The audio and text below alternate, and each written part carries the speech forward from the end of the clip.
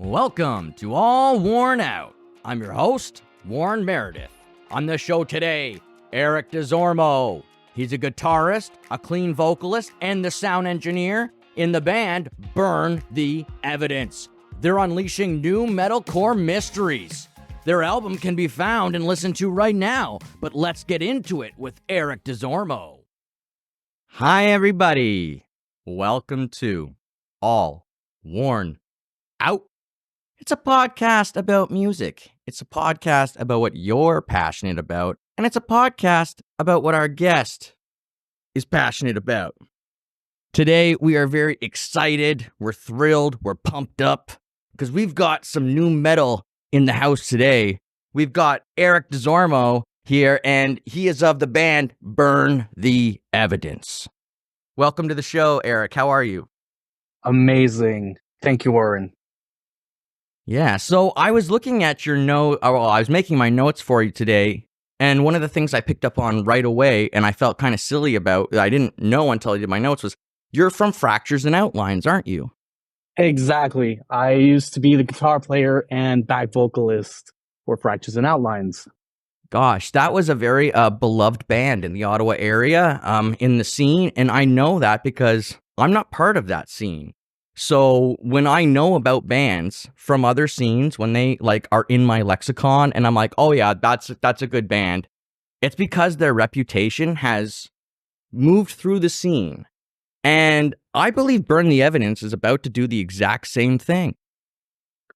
Yeah, pretty much. We have our distinct sound. We are very unique in the scene. So that's the main point of the band, actually. We're trying to break through the noise. Yeah, I mean, I've heard about concept albums before. I'm sure something similar to what you're doing has been done, but it strikes me very much as perhaps like a graphic novel. The first thing that kind of smacked me in the face with thoughts was like True Detective, the imagery I started getting right away. And yeah, I have different thoughts on it, but how did this come about? How were you inspired to make this album? And you tell us what it's about, but I think it's about a detective and crime and the journeys that are taking place here. Exactly. So basically, the album is called Case 1. So this is basically the story of 5 detectives that got called off basically for a phone call saying that somebody has died. They found a body, and then the person's like freaking out on the phone. It's like, oh my God, I found a body. And then basically our agent, Rem, which is our vocalist, says, all right, calm down, we're on our way. And basically that person gets killed on the phone while the phone call. So that's how the story moves on. And the album develops the story of how the detectives find more and more clues to who the killer actually is. And the funny thing is, at the end of the album, we don't know yet who it is. Well, so that leaves it open for the next album. Exactly. So technically, we're having another surprise coming up very soon. So we'll keep on with the story after that. Okay, well, let me go back in time for a minute here. Well, we're going to rewind the clock. Eric, where were you born? I was technically, let's say Ottawa, because long story short, with all the family moving and traveling and everything. So let's say Ottawa. Okay, fair enough. But I did see that it says Gatineau is your hometown. Exactly. And you must have grown up there, right? Yeah, exactly. And what was it like growing up in Gatineau? Gatineau is a very weird town. Let me explain. The metal scene is so very neat. It's either very hardcore or super hard rock. There's no metalcore scene nowadays. I mean, you could look at like some local bands that I admire and are still good friends of ours, Soul Thief, which I actually recorded, mixed, and mastered their first album, basically. So these guys are pure hardcore. They are amazing at what they do. And then you have the other side. You have like Arson and stuff like that, which is completely the other way around. So for us in Gatineau to have like a metalcore scene is very hard. Yeah, what is Arson considered, by the way? What would you consider their genre? I would say alternative metal, to be honest. I really adore them. I'm not going to lie with you. And The reason I do is because like some of their music caught me off guard. Like I wasn't looking for it or I wasn't looking for a song. And I was making a playlist for just it was called Indie Music Canada or Indie Music Rocks or something. I was just making it for Spotify for fun. And I wanted to include as many bands from the region as possible. And I heard some of Arson and I was like, what? This is so good. It's just so well done, you know? So, and you mentioned another band in there. Who was the other band you mentioned? Soul Thief. Soul So Thief, basically, also awesome. Yeah. So basically, Matt and Nick from Fractures and Outlines are in Soul Thief. So that's how everything escalated. Excellent. Well, that's good. Yeah. When things like projects do come to an end, it's great to see that they can break off and make like multiple new great projects, and people who still really care about it can stay, you know, working together in certain ways. So it's a pretty cool thing. So, what was like the first memory you have of music, like as a kid? So when I was very young, my dad used to love a lot like Phil Collins, Michael Jackson, and stuff like that. And I was always into vocalists that were out of the blue. So Michael Jackson was probably my first music icon, to be honest. Very pop, very popular. Always had like a visual thing to every time he did a show or a music video. You knew it was Michael Jackson just with the shiny white glove. That was Michael Jackson. So that was, I'm guessing, my first actual music experience when I was younger. And then moving on, you had the Backstreet Boys, NSYNC, and stuff like that. I was raised more into the pop side of music. But when I grew up a little bit older into high school, I discovered rock, heavy music. So like the Slipknot, the Linkin Park, the Korn, all that stuff. System of a Down. Yeah, exactly. The new metal era. Oh, and I was like, there's rap and heavy music, and I just fell in love with that. Yeah, your story's similar to mine as well, and because I definitely grew up more in the pop side of things, or the countryside, or early rock, whatever it might be. But I mean, Michael Jackson. I mean, gosh, people can say whatever they want. He set a bar so high. I don't think it's been reached. It definitely has not been surpassed. That's the thing about him. He was such a student of what he was performing that it was a whole other level. I mean, you go back and watch some of those performances, those concerts, and it's like, what the hell? This is nuts. This is nuts. And performances today might have like great graphics, or they might have great fireworks or pyro or whatever, but can the guy do that shit with his feet that Michael's doing the whole time, that he's pulling off these crazy notes? And the outfits and the storylines. You see, he also presented storylines with every song. Beat It, you know, it was the people were fighting, and it was a little gang off, and you know, all the songs had this little story that he could dramatize for you. So that's cool that kind of stuck with you. The quality and the presentation, because I do think it's something he set the bar at, and then everyone has just kind of come around to. And then you and me must be similar in age, because new metal, and like when I was in high school, those were all the bands. I mean, I was liking it, but it wasn't cool enough yet to like dive into it. But I had a bunch of friends who were, and like became like this posse that just hung out in the school hallway in this one area, and they all had their Korn and their Slipknot and a System of a Down and all these bands on, you know, Misfits too, I would often see, and stuff like that, you know. And I started getting into it because of them, because, you know, I was like, oh, well, those guys were always cool dudes. They're not, I mean, it's not hellfire. I mean, it's hellfire, but it's fun. Exactly. I've always been more into the gateway metal bands because it's so accessible to anybody. And that's the thing that I appreciate the most, because if you listen to like super heavy music, not a lot of people love that because it's so niche. So the fact that a gateway metal band is like, I like to listen to pop, so I'll go to a show and I'm like, oh, this guy can sing. It's not just super screams and blast beats the whole show. So it's a mix of everything, so everybody can enjoy it. So that's one reason that I really love these gateway bands. Probably Alexis on Fire had a massive impact, I think, on how bands approach this, because I mean, they were always an awesome band. Before the arrival of Dallas Green, they were an awesome band. They were super fun to watch. But once they added the melodic line, it invites everybody. It says like, oh, even if you don't like metal, this melody, it might hook you and you might fall in love with it. And the next thing you know, you're giving it a chance and it's amazing. So yeah, I definitely think melody is a big deal. When I got into In Flames, it was one of my gateway bands because of those wicked choruses. And yeah, they were powerful, but man, oh man, the vocals and the melodies were just boom. And I could totally attach myself to it, you know? And I was a big Coheed and Cambria kid as well in high school. And that was because, again, melody. You know, a lot of us, we grow up on melody. That's what, you know, Old MacDonald Had a Farm was.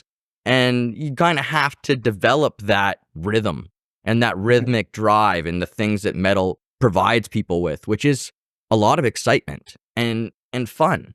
So, I mean, I'm not a metalhead, but I appreciate it. And I've listened to enough to know what it can bring to people. Mm-hmm. So, yeah. And the other thing I'll note about the metal community is they're all lovable, huggable, great people. I mean, sometimes people say, oh, metal crowd, scary. Oh, they've got piercings. I'm like, yeah, but they're so cool. They're so accepting. And I've always found very loving, very accepting, cool people.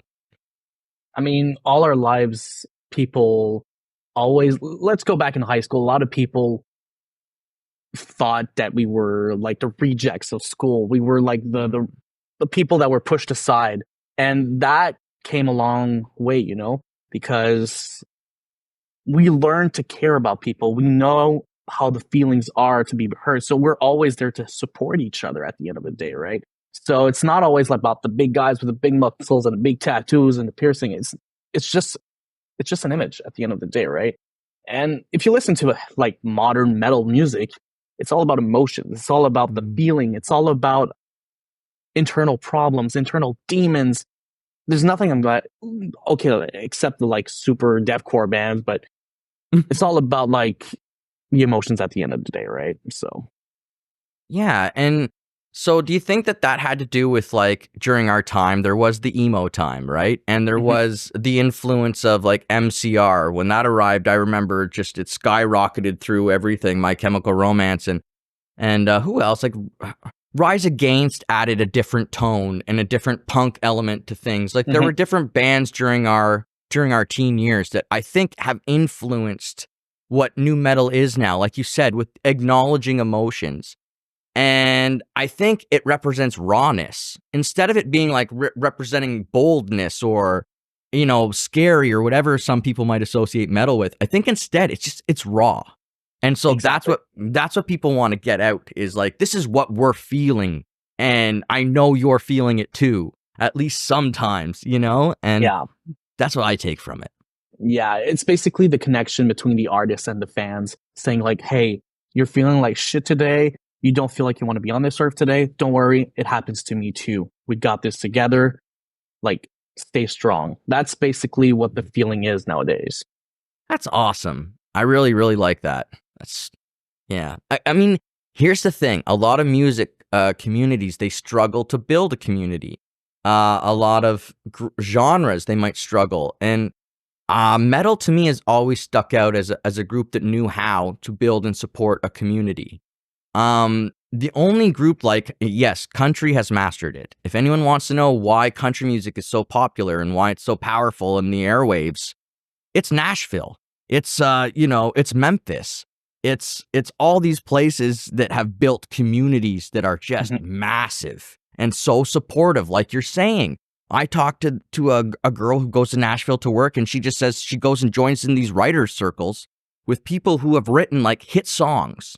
And they're just out to discover hooks. They're just out to write good music and support one another. And they know that from that will come something incredible.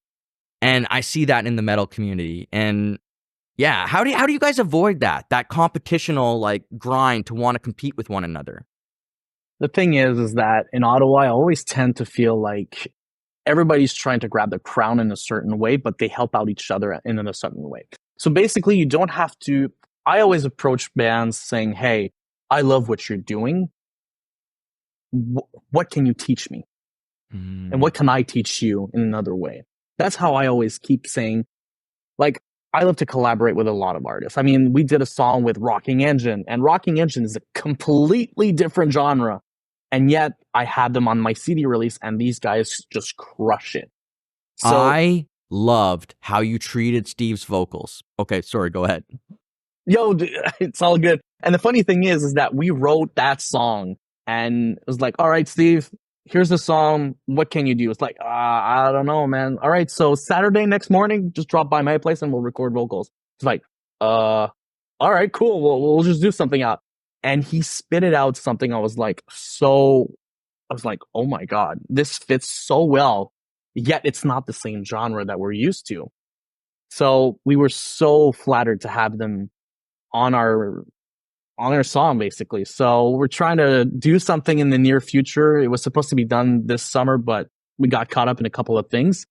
But we are still thinking of doing a special something with Rocking Engine as well. Okay, good. I mean, of course, I love those guys, and yeah, I love them. And but the way that you did Steve's vocals, the way that you treated it, because you are a producer, right? You are an engineer, Yeah. and I think you're a pretty good one. I mean, just based off what I'm listening to, I haven't worked with you, but based off what I was listening to, everything sounds really great. And like I said, Thank you. I particularly enjoyed what you did with Steve's vocals. I think it was a nice, there was something crispy on there. I liked it. And and yeah, his delivery was awesome. It really was a great song. And I was going to bring that up because as soon as I saw it, I was like, whoa, it dragged me in. Like, it definitely got me excited because of my history with those guys and just knowing them for so long. And I mean, they straddle multiple scenes. Like they can kill it in the metal scene, and then they'll come over and do shows with us in rock, and then, bounce back over. And it doesn't matter because they're just so professional and people just love the vibe, Yeah, I like a lot of the bands that are your friends that you work with. Like I was saying, Exactly. The community is very cool. Yeah. So go ahead. Sorry. Yeah, no worries. Basically, we're all just friends at the end of the day. And I mean, I like to keep my circle very close. I try to tend to not have any enemies at the end of the day because the music scene is so easy to fall apart, right? That's a big issue that a lot of new artists tend to do when they start out. Like, okay, we're the best band metal. We're going to take over the world, blah, blah, blah. That's not how it works. The music scene and the music industry is how everybody gets together. If you look at the top songs on the radio, it's not the band or the artist that just wrote the song. It's this guy and that guy and that guy and that guy. So it's, oh, I know that guy. He's from that band. That guy's from the other band. And like, these songs were made together so they can help each other out to make bigger festivals and stuff like that. So collaboration is the number one key in any band, I would suggest. So all of these guys, Arson, Rocking Engine, I have so many names. Off the top of my head, I can't say anything, but I mean, even you guys, Civilian that we played it with last Monday, these guys are so sweetheart, Even with Lisa with Sovereign Council, she's such a sweetheart. All of these people are very important to me. So if I could give them a hug every day, I would. They really are amazing people and just like such professionals, but no ego. And it's like the one thing you're looking for when you're making a band, at least when you're trying to make it as professional as possible. You're looking for someone who brings that talent and all that ability and can flash and show a crowd a great show, but then turn it all off and just be themselves with you. And have none of that because we know that's for the crowd. That's for the show. That's showmanship. Slash doesn't walk around every day with the hat and the glasses on and, tip it and nod to everyone and go, hello, I'm Slash. And I mean, yes. That would be epic though. Right? and like, yes, Nikki Sixx and some of these guys, they say, live the character, live the life. And I get it. But it was more a time. I think that was more a time. Artists today, it's not really like that. In fact, you see on the mainstream, like you said, it's all collaboration and it's all about discovering which genre might suit the artist best. Because, yeah, you've got Billie Eilish and and all these people, Post Malone, Morgan Wallen, they don't care about the genre. They don't. They're just going, oh, we get to make music and create. We get to do this. So how about we just have fun and collaborate and share, and we pull the people we know are real sweethearts who work really hard. We're going to pull them into the spotlight. Because I do think in a lot of genres, it is about what bands bring up who, right? Like when Metallica decided who they were going to tap on the shoulder to bring with them. And then that band taps someone on the shoulder to bring with them. And it is a lot about reputation and not burning bridges and being humble. Because, my goodness, is it ever not fun to work with somebody who isn't humble? That is so true. I've seen bands in the past that broke under a year because they were not humble. They were so mean to other people. I've seen local bands being mean to the sound guy at a show. Yeah. It's on absurd. stage, saying in the mic, hey, dude, you're not doing your job properly. Dude, like, what? Yep. So I always respect the scene for that. Absolutely. And I've even seen bands who are at the next level or believe they are anyways. And I've seen them get on stage and trash the city or trash a festival. It was ridiculous. I saw a band come up and basically scream at Blues Fest. Their frontman screamed at Blues Fest for about 2 or 3 minutes about why didn't you let us onto the bill? Why, F you guys then. If you don't let us in, we'll do our... And I was thinking, man, this is Ottawa. If you thought that was going to impress anybody or get you anywhere, it ain't. It just ain't how it works here. Maybe it works like that in New York or LA, you can get attention that way. But I don't think it really spins that way here. You got to know your city and how hardworking people are here. And yeah, it's not easy for any musician. It's a labor of love, which is definitely what I think Case 01 or Case 1 is. It's a labor of love that is incredible. So when did you start playing music? When did you pick up an instrument? So I started the first instrument I ever played with when I was very, very young. I started playing the flute, like everybody in school, right? Yeah. But when I reached, I think it was like 14 years old in high school, I was in music class, and then stuff was way too easy. And my teacher was like, hey, try this guitar. And I tried my first classical guitar, right?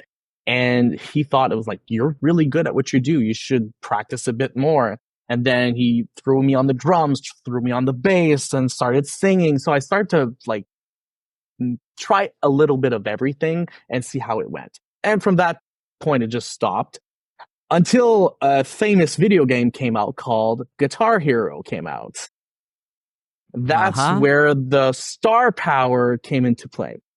So I was like, okay, I need to buy a guitar. I want to start my own band. I want to move. I want to do tours. I want the rock star life, So that started everything. So I found myself with some friends in school and started like a cover band. So we played like Muse, Slipknot, Red Hot Chili Pepper and stuff like that. And we just jammed in the basement for fun and never actually made a real band until maybe I was like 17. When I was 17, I made my own pop punk band. So we played like Paramore stuff, Fall Out Boy, Blink 182, Sum 41 stuff, 3 Days Grace even.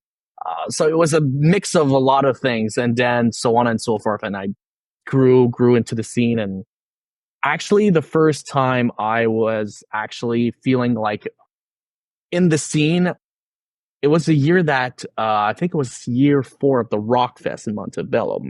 Arson was playing at that festival. And I was like, these guys are so good. I need to go meet them. So I went to the festival and met with the guys. And these guys told me so many good tips and tricks on how to start your band, the music scene and everything, how to write songs and blah, blah, blah. And it just went from there. And to be honest, I can't thank these guys so much from the bottom of my heart. Without these guys, I wouldn't be where I am today. Oh, that's amazing. That's amazing to hear. That's exactly what I'm talking about. Like they saw something in you, they saw passion and everything, all that potential, and then they gave you just, they gave you what you needed to get A started, to little get kick. it rolling. That's right. They gave that little kick and boom, you're gone. You're rolling. That's really cool.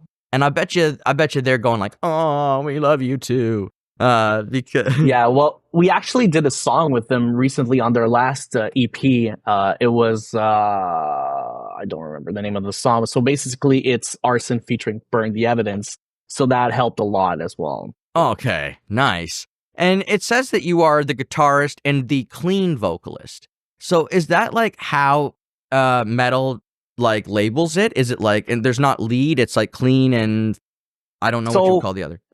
So technically, as we see the band, basically there's a good cop and there's a bad cop, always in the story. So Ram would be considered the screaming vocal, so it would be the bad cop. So he's always screaming at everybody, being mad, rah rah rah. And then you have the good cop that sings, so it's more melodic, more friendly approach than the other. So that's the idea that we try to have. So that's why we're the only two on stage that always have a costume as detectives. Ah, cool. Very cool. Because you're representing the two voices. I really like that. And using different. Oh, that's very cool. Very, very, very, very cool. And so can you do any of the screaming vocals, or is that a very special talent? I do everything that's back vocal on the record and even live. Everything that's low and mid, I use this. I do the screams as well. I used to be like a pretty wide range vocalist, so from screams to rap to cleans, anything harmonized, I can do it. It's just that I am more comfortable on cleans. Mm, makes sense. I mean, I've tried to do metal a few times and I just found it was not authentic. I found I was forcing it too much, pushing myself too much in certain ways. And so then you're just like, it's not that I don't like it. It's just that it's not quite where my voice sits. It's not quite where I feel comfortable. But I mean, that's cool that you can do multiple styles. I mean, anytime I hear people doing that screaming style, it's wild to me because it's always a little bit unique to the person. Like it's like what they've developed, of course. But at the same time, it has this same edge to it that you're like, okay, it's like that, but it's them. And yeah, I really Yeah. enjoy it too. So were you in a tribute to Rammstein? Yes, actually, I was in a tribute called Auslanders.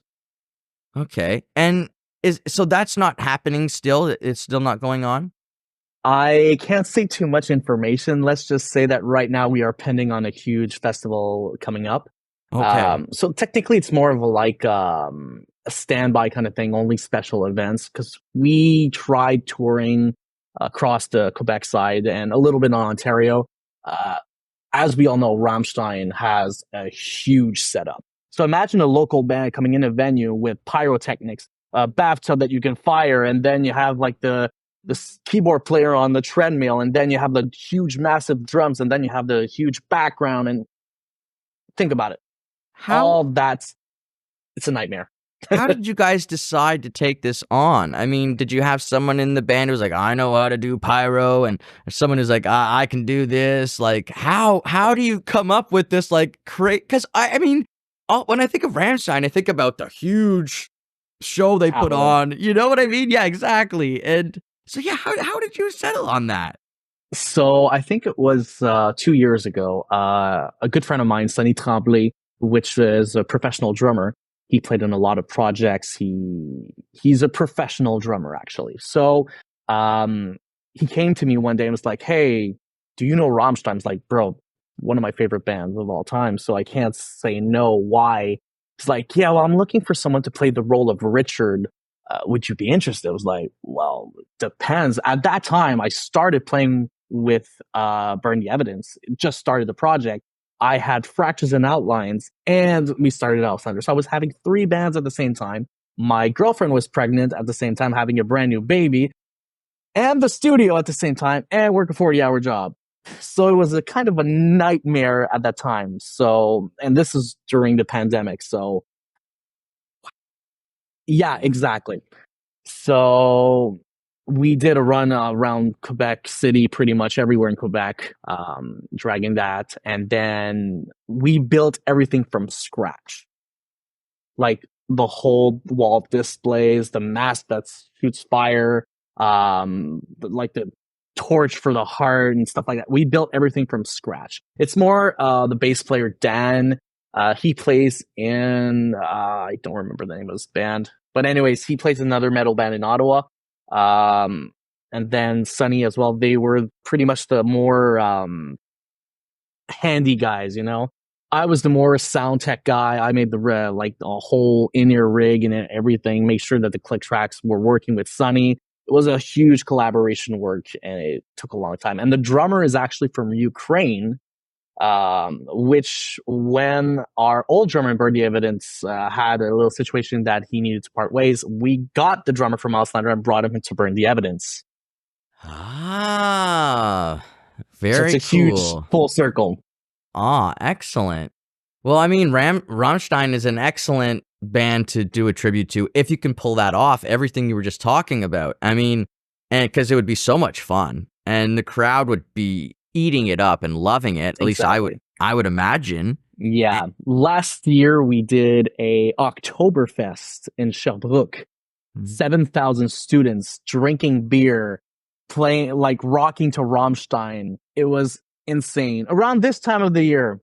Wow. Yeah, I can't say too much right now, but you never know. We might play again this year. Who knows? That would be mind-blowing. And I mean... Maybe. We never know. Yeah, that's why you take it on. That's why you take on a big project like that, because you get an amazing crowd that's just having the best night of their life, and that's what it's what it's all about. The costume and the metal. Yeah, man. I mean, the dramatization that comes through some metal to me is fantastic. As a theater person, I love it. And the more that they dramatize music, the more I get into it. That's why I love music videos, and all forms. You know, yeah. The more all my favorite bands are because of the show. Yeah, man. The opera was the real deal. You know, before television, that thing was a powerhouse for a long time. And the theater and musicals were powerhouses for a long time because people like stories. They love it. And they like it when stories are told through different mediums together. So I think we have gotten that lesson. And that's so cool. I mean, you have a video on Case 01, on Case 01. And can you tell us about how that video kind of sets things up and taking that under? How did you decide to do that? So technically, we had like a pre-story video for our album release just to settle a bit the information. So it was about 6 months in the building. So it took a long time to contact every band members to build the small videos, and then the music videos try to do the small melting pot, and then there's 2 pieces of the puzzle missing right now, and probably the next music video is going to be a huge, how can I put this, plot twist. So we're going to figure out who is the killer. So it should be releasing around October. So that is something actually very interesting. And then something happens in the music video and it trails to something else, to the second story that's coming on our next album. Cool. I mean, yeah, it's how do I put it? It's kind of like some people might be triggered by what you have created in some ways, and I'll tell you that's why. A good thing. Yeah. Oh yeah. Oh, I agree. It's like when I heard the 911 call and the way the prologue carries out and certain things like that, it was bringing me back to some trauma and stuff like that, and I had to go, oh no, it's a story. It's okay. It's a story. And that's the same thing I have to do with anything now, with Law and Order or any silly TV show.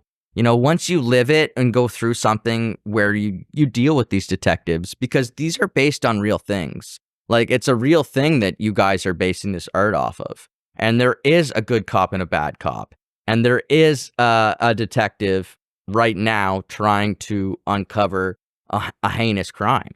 So, I mean, it does touch you. And like you said, that's what you want. You want art to reach out and pull you in. So, yeah, I mean, it hit me, but then I was able to see it as something artistic. Absolutely. Yeah. during the pandemic, there was a lot of documentary about true crime and stuff like that. And one of my favorite bands of all time is Ice Nine Kills. And it all connected in a certain weird way that was like, I love horror movies, but I don't want to talk about real serial killers in the respect of the people that, let's say that their daughter was killed or their father was killed or stuff like that. I want to respect that as the most I could. So it was like, okay, so what's the other way around this?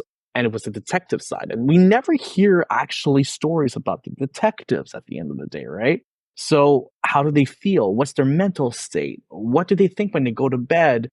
Like, what's the train of thought every day? It's all about that. So we try to not go too far because there's so much information we can find. So I know that my vocalist listens to a lot of true crimes and he takes note of everything that he sees on TV, Netflix or whatever. And he's like, okay, guys, this is what I found. It's like, okay, this is way too far and this is not enough. So we need to find a middle ground on what we're going to talk about. And that's funny because case one, you have the phone call, the 911, the prologue and everything.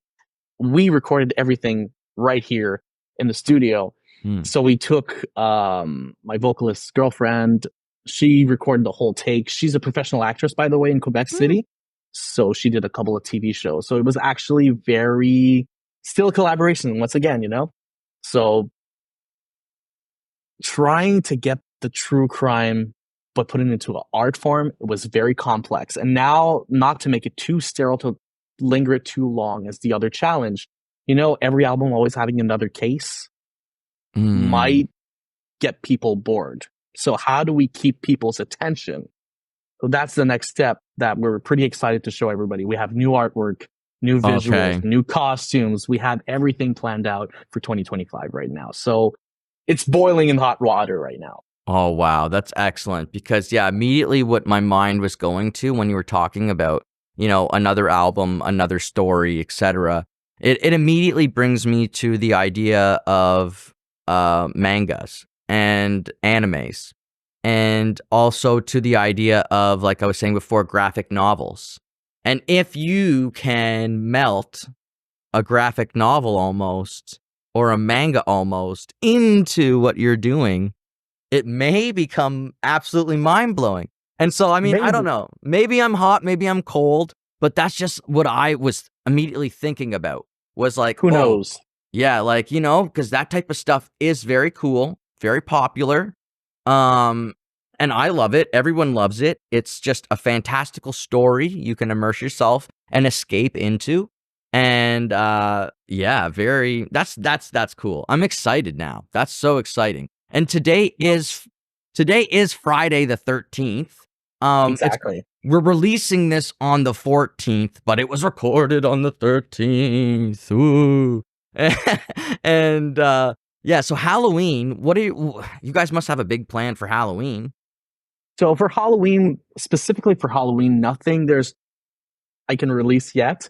But however, we're playing in Gatineau on the 27th with the tribute called Maggots. And these guys are the biggest Slipknot tribute band in Canada. Oh. Yeah, so it's going to be an awesome show. I am very excited. We're playing with an Alice in Chain tribute band as well. Oh, hell yeah. Yeah, and the very funny thing is we're playing inside a country bar. Hey, you know what? The owner of the bar was like, people are coming.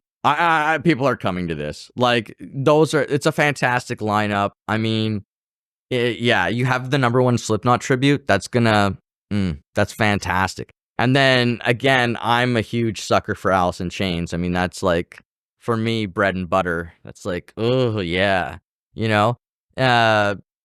that whole scene's incredible for me. Exactly. I'm in that Seattle scene. I'll never really leave it. I'm really kind of always stuck there in some way, with Chris Cornell and all of his amazing friends, because you want to talk about a community that built each other up. That's one that really did. I mean, Chris Cornell, the stories of the things he did, like when Mother Love Bone fell apart, right? That's Pearl Jam. I mean, he's the one who introduced the members of Mother Love Bone, with Eddie Vedder, and said, hey, you know what? We're in a tragedy right now, but if you guys just hang out, I'll bet you something magical could happen. And it did. And it really, really Made did. a beautiful baby. Yeah, and it's nothing like Mother Love Bone. That's what I No. find so fascinating about it. Is all those musicians, they took on exactly what the new vocals was going to be, what it was going to deliver. And again, what a band that understood about creating a moment. I'll talk about, Vedder hanging from the rafters, and people will always talk about, oh, like, oh my God, that was so crazy. He was so strong. And I'm like, no, he's brilliant. Like, he knew, I'm going to create a picture for all time. Like, every time people are looking to talk about rock music, this picture will be considered always. And it's the same as the windmill with the Who, This will always be considered all time to represent. And going back to Michael Jackson and the glove, and he used to tell people that would ask him about the glove, like Macaulay Culkin, why do you wear the glove? Because people don't understand why I wear the glove. And that's the best reason. I've always thought that the glove was more a symbol of the artist. Let's talk about, let's say, Taylor Swift. You can't see Taylor Swift without the red lipstick. It's impossible. Right. Tom Morello with his famous guitar. You can't see Tom Morello without that guitar. Yeah. Flash without his top hat. Yes. Every artist has a thing. Yeah. And even if you look at it to another degree, Alice Cooper, you know who Alice Cooper is because of his costume. Rammstein because of the pyro. Yes. Like every signatures. Huge. Exactly. If you look at like more metal stuff, you look like, I don't know, Rob Zombie. You know who Rob Zombie is just by looking at them. If we go to like Post Malone, the guy with the tattoos on the face, there's always a little something that grabs the attention to fans. That's why I keep saying to a lot of local bands that are just all dressed in black and have nothing on stage that pops out. I'm like, guys, you need something. Like, oh, we don't want to wear a costume. It's not about the costume.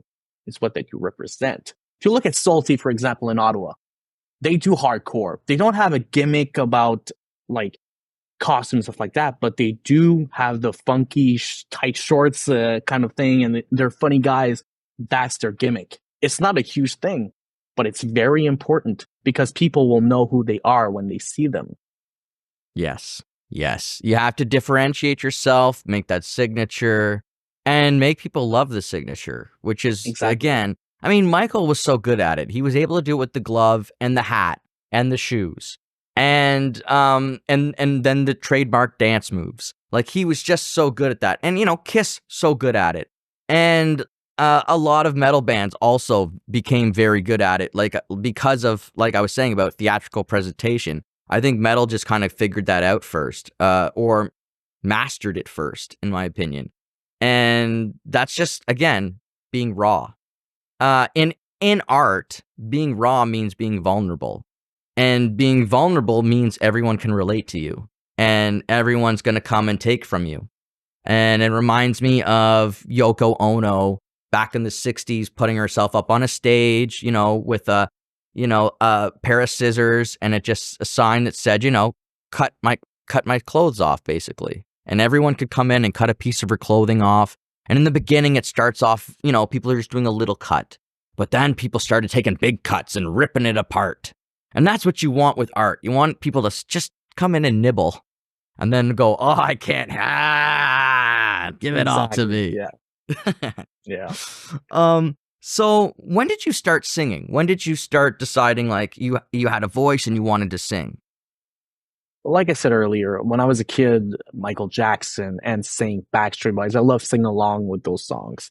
And when I was a kid, I still remember when I was a kid, I used to be in like singing classes and stuff like that. And I've always had a voice that a lot of people, and I mean, I went to a French school, right? And the fact that my parents spoke English when I started to sing songs, they're like, "Oh, you know how to sing?" No, I can actually speak English. That's the difference.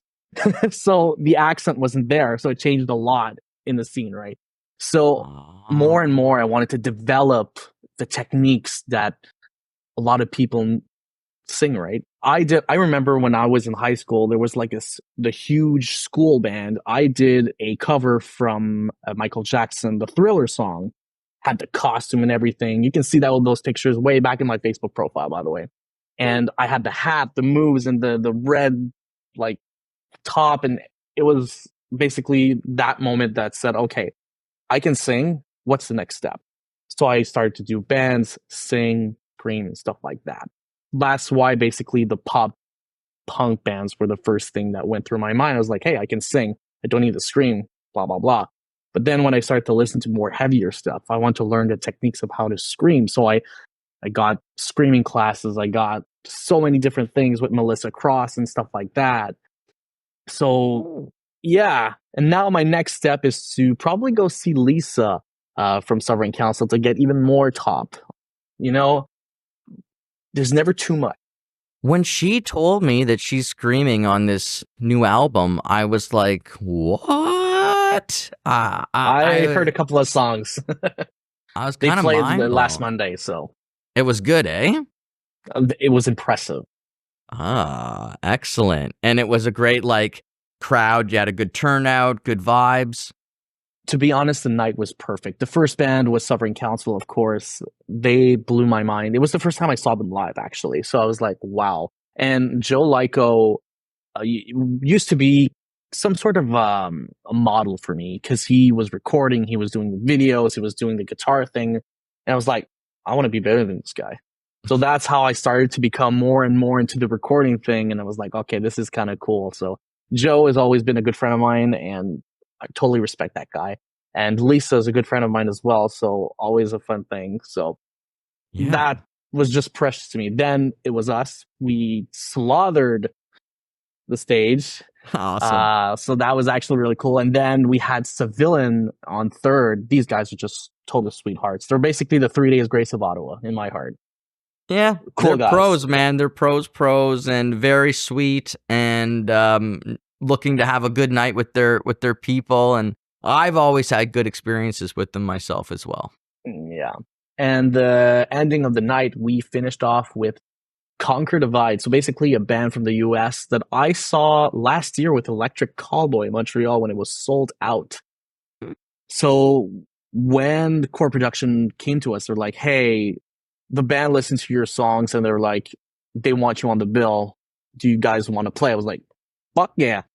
These girls are so amazing. So I couldn't say no. And it was a great turnout. The bar was pretty full. A lot of people came and see us, talked to us. You guys are so amazing. All the other bands were so impressed. And the fact that we're only like a 2-year-old band, not even 2-year-old band, and we're where we are today is impressive to me. So absolutely. I'm still mind blown by where we are. Hey, man, it's about the work you put in, the connections you make, and, you know, you give, you get. And that's amazing. I'm personally thrilled that it's moving quickly and that you're getting these good shows, because that's how you build it. That's the best way to build it, and keep finding these people who want to be a part of something cool, who want to have fun. And you will find these people if you put the work in, and it's a lot of work. I know that you've put monumental amounts of work into this, and yet I can tell you've loved every minute. I can tell it's just been a joy. It was a challenge, to be honest. The first album took a whole year. We had a couple of issues during that year, but we made it in time. And it's all about collaborations, like I keep saying. I mean, like I said earlier this week with the guys, if we made a collaboration with a pop artist, I would be happy. If it's a rock artist, I'm happy. If the song is good, who cares? Yeah. It's what the fans want to hear. If it's good, there's no reason to not release it or not to do anything. It's not because you're doing metal and you're doing rock, we can't work together. That's not how it works in my head. I've seen a lot of weird stuff in the past. Nobody would have ever thought metal and rap together. It's true. And look what we got. Limp Bizkit, Linkin Park, Korn. Yeah, a lot. And it's its own thing now, right? And it keeps spinning. We keep spinning into new things, and that's how you create art, and that's how you create new genres. And I mean, like you're new metal, or how would you describe it? Um, I would say new metalcore. So it's like metalcore and new metal, okay, cool. basically. Right on. And metalcore, John Ryu kind of explained to me what metalcore was.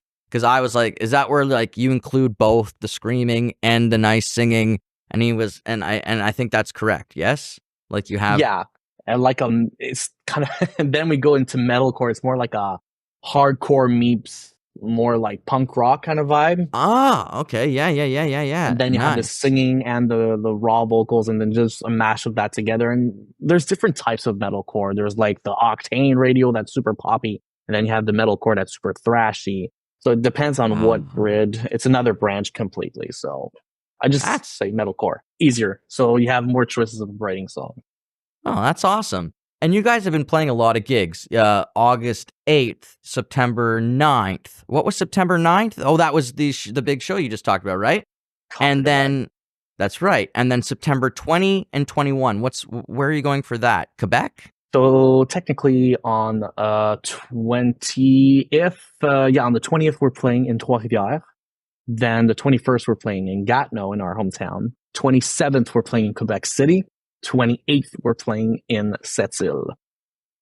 And how much fun is it for you to play live? Playing live is probably the best feeling ever because I get to express the art and the feeling that I give to the people. A lot of people don't understand the feeling that it is on stage. They're always saying, "Oh, you must be nervous when you get on stage in front of all those people." No, I'm not, because I want to deliver the message to people. I want the people to feel what I'm feeling. And then a lot of people come to see me like, "Oh my God, that song came to speak to me." You know what I mean? A lot of people are like, "Oh, that song, it makes me feel like when I was a kid, I used to watch that movie and made me feel about that." So, yeah. In theater, we call that intention.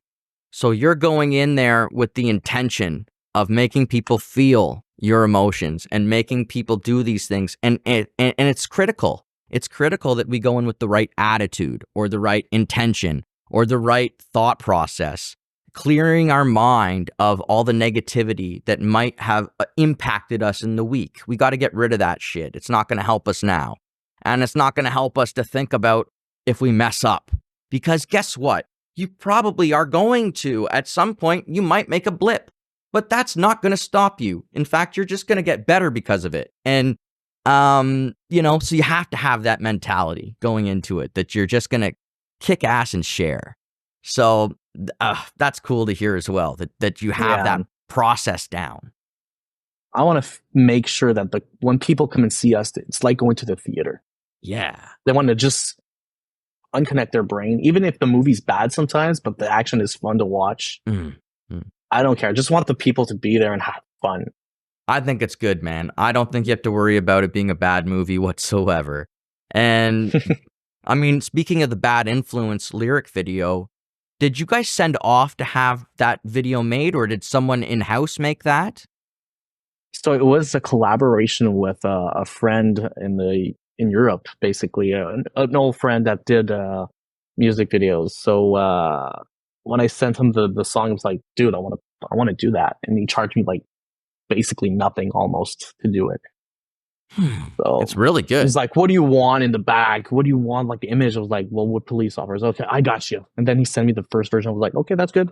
He's like, "Really? There's nothing?" That's perfect. Awesome. Well, I liked it too. I wouldn't have asked for any revisions either. And I mean, did you write everything for this yourself? Did you write the music and the lyrics? So lyrics wise, I'd have to say that 80% of the lyrics come from me. I love writing music, like lyrics. That's my huge thing. And I love to write guitar riffs. So basically everything that's bouncy, everything that feels like you can just like nod your head and just, "Oh man, that's so cool." I love those kind of riffs. So everything that's pretty much bouncy and stuff like that, I love to do that. The breakdowns as well, like the heavy parts, I love to do that. There's only 2 songs maybe that I didn't write. It was Night Terror, the song with Rocking Engine. So those 2. So technically it's Night Terror and Chased by Shadows. Those are the 2 songs that Max, my other guitar player, wrote pretty much.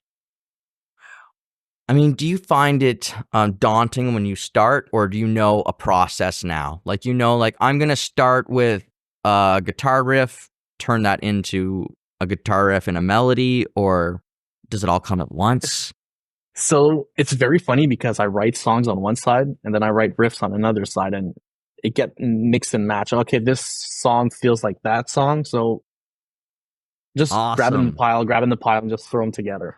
That's pretty much Yeah. the process. And it's funny because at work I'm like, oh, I'm just like humming riffs in my head. I'm like, oh, that's cool. And then I get home and I just write the riff super quick and I record it and I put like temporary drums and send it to the guys. They're like, holy crap, that sounds so good.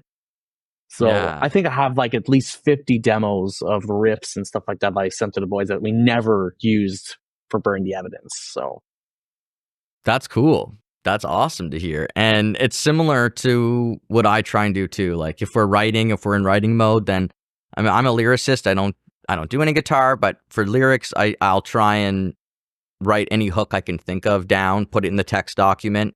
Oh, there's another line, there's another hook, there's something. Sometimes it's a paragraph, sometimes it's 2 words, sometimes it's 2 paragraphs. Like it's always varying, in what you're putting down. But then you get into the jam space and you just I'll try and sing it. I'll try and go, oh, this makes me kind of feel like this block. I'll try and work this in. And so yeah, it's a similar kind of thing with your mix and match. I think that's not a yeah, it's not a bad idea, because the thing with music that a lot of people might not think about when they hear about how we do this is they'll be like, oh, what do you mean? You didn't just like write it out like this and this and that. It's like, no, it's like actually you get a really good idea that you're like, oh, wow, I think this is good. I think this is Mhm. good. I don't know, but I think. And then from that, you make sure you write that down. You make sure you record it into your phone immediately, because what will happen is life, and all of a sudden your memory is wiped and you don't know anymore. And I'll always tell the story about Queen and David Bowie getting together to do Under Pressure, and the bassist John Deacon comes up, doon doon doon doon doon doon, and then they go out, they say, that's great, that's going to be a hit, let's go eat. They leave, they get drunk, they come back, and no one can remember doon doon doon doon doon doon. It took them another 2 hours of just sitting there racking their brains until one of them finally remembered this legendary riff that, would go rattle through the world. Go viral. Yeah. Right? But that's the truth of it. Is you got to write it down. You got to remember it, record it, because we have these devices. And yeah, it's kind of hectic. When I hear stories about Chris Cornell writing A Black Hole Sun, and he says, oh, I wrote it in a dream. I had the whole song done and I woke up and I just had it. And then I went for a drive and I kind of sang the whole song, beginning to end, while I was driving, because it was from the dream. Went home, put the guitar down, and it was done. And it's like, that's fascinating to me. Like, I've never had that happen. I wish that I could write in my sleep. But That actually happened with one of my songs, actually. nice. Excellent. With Hostile, that's pretty much what happened. I had a dream of the song, how it was built. And that's actually one of my favorite songs on the album so far. So Cool. that's how it actually worked. It just went like under like maybe 30 minutes. The structure was made. Everything was done. Boom, there you go. Yeah. I mean, I've written songs in a haze. I've written songs where I just woke up and I was late to jam and I knew I was going to get in really big shit when I got there. And so I wrote Wake Up Boy. I wrote the lyrics to Wake Up Boy immediately just on the drive, So when I got there, they were playing something and I just went and sang the song. Like, it was like pretty much done, And that's because of pressure. And sometimes we get these natural pressure cookers that just will help us spit something out. And sometimes you have a dream or you go for a walk. Who knows? It's that's the beauty of creating and how it can just take us on these journeys all over the place. How about Quebec City? It's such a beautiful place, and I love it when I get to go there with the band, when I've got to go there in the past. And gosh, it's just such a, you feel culture. Oh, I feel cultured when I'm there. Like, Very nice place. It's a very nice place. yeah, man. I mean, I've got like Alex in my band, so he's like a historian almost. So as we're walking along, you see like the cannonball in the tree, and he's like educating me about how that got there and this and that. And I'm like, oh, that's awesome. And yeah, I just feel the history. I like vibes like that. I like to feel like you're in an old movie. Like I know that if I shot a movie, that'd probably be a place I'd want to do it in, like. Yeah, Quebec City is probably one of the places that we love the most playing for a couple of reasons. The people there are just incredible. Every time we play a show in Quebec City or around Quebec City, like the real Quebec City, not Quebec, but they always come and see us and like, oh my God, you guys are so original. You guys are so different. When is more stuff coming out? I was like, it's like a movie. You need to wait for the next trailer to come out to find out what's coming up. So the people are really like, they're vibing with the band. So that's always fun. That's the venues are so nice. The other bands that we play with Polygraph, which are really cool guys. It's like a Linkin Park heavier version, kind of. And then there's the band that we're going on tour with. Well, the tour, Change My Brains with Cake. It's like a Slipknot, Nine Inch Nails kind of vibe. They're so cool guys, and girl, of course. And everybody that we played in Quebec are so nice, genuine. And if there's something that they're like, hey, maybe next show you could do this or do that. So once again, it's just the people there are completely different if I compare it to Ottawa. More open-minded, less niche. Oh, this is what the industry is doing. No, these guys are so creative. And I feel like Quebec people are not in the same mindset as Ottawa. I don't know why, but the artistic way of thinking is completely different. Oh, this is what everybody's doing. I don't want to do that. I want to do something else. So I'm like, wow, you guys make bold movement. Yeah. And it's working. So, hey, yeah, that makes sense to me. And I mean, Ottawa, it can be a little stifling to creative people at times. And I think that's just because a lot of people here are running on that clock, that 9 to 5. And it's crunching. We're witnessing it right now is we're seeing the government crunch people back into this world and this lifestyle as they call people back to the office and try and rejuvenate the downtown. And, they want to make things happen their way.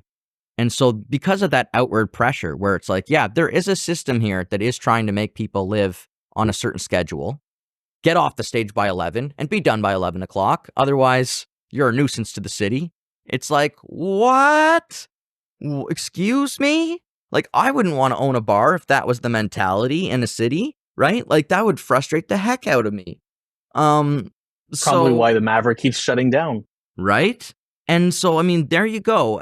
What you're saying, there's substance to what you're saying. It's not just a feeling. It is a real thing here that we deal with in Ottawa. And hey, we do have some incredible people that come out to shows and support it and love it. And we're not trashing the city.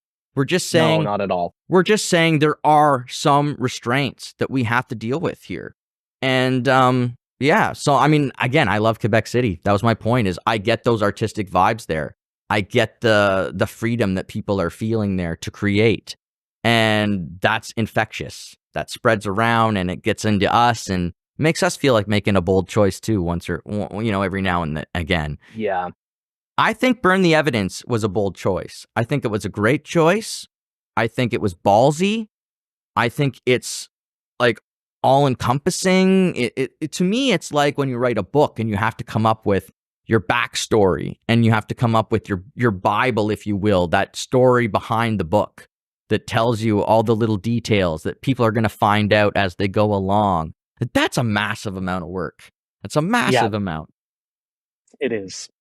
But we're trying to make something different, like I said, and the fact that we don't know what's coming up on the next episode is just the thing that I always loved when I was a kid, and even today, like just the reminder when I was a kid and watching those episodes of Dragon Ball Z on TV. The next episode of Dragon Ball Z, you're like, I want to see the rest right now. So that's the point that I want to bring every time. Awesome. Yeah, I get it. And I agree with you. We got teased a lot as kids. Teasing, it's not the worst thing. It's fun if you get rewarded at the end. You know what I mean? If you get rewarded, then teasing is great. If you don't, then it's a little bit mean. But Exactly. But as long as there's the carrot at the end of the stick, it's all right. Oh man, I want to say thank you so much to you, Eric, for coming on to the podcast today. I had a lot of fun. I learned a lot. I want to tell everybody, get out there, listen to some Burn the Evidence. It's on Spotify. It's on YouTube. It's all over the place. I'm gonna put links below, and go support. Give them the love they deserve. And if you haven't tried metal or metalcore or anything, like just try. And who You're knows? always welcome. You may love it. And if you're hardcore into the scene, you're gonna really love it. You're gonna adore it. So yeah, thank you so much, Eric. Thank you for having me. And thank you out there. And we'll see you all next time on All Worn Out. Bye bye, everybody.